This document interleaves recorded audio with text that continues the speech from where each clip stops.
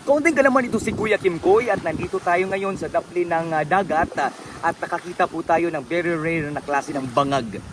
Tara at ating duduulin at tingnan kung sino ang gumawa ng bangag na ito. Tara! Ang bangag na ito ay gama ng isang kagang o ang tinatawag nating crab mentality. Ang mga kagang ay nagbubuhat ng mga bangag at sumusunod sa ilalim ng yuta para mabulasot ang tao na aagi. Ito ay tinatawag nating crab self-defense. Kung kaya't ang mga bangag na ito ay may nagiging pamumuhay at bahay ng mga kagang o tinatawag nating king crabs. Tara, kalutin natin. Hindi natin makalot sapagkat napakalalom ng bangag, kaya kuutin natin dito sa pinakailalim. Kailangan natin gamitin ang ating apat na kamay sapagkat malaki ang bangag.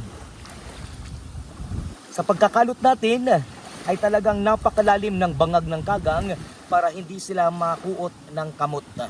Kaunting kaalaman ng mga kagang ay ang mga species na naninirahan sa dapli ng karagatan upang kumain ng mga phytoplankton o yung mga maliliit na mga mananap na kanilang pinapaak ng kanilang mga claws. Kaya sila nabubuhay ng matagal ang ating mga kagang. Kung gusto nyo pong ma-experience, punta kayo sa dapli ng mga dagat at hanapin nyo ang bangag. Mas malaki ang bangag, mas malaki ang kagang. Kung maliit, yan ay baby crabs. Baby crabs. Ito si Kuya Kim Koy para sa ating munting kaalaman.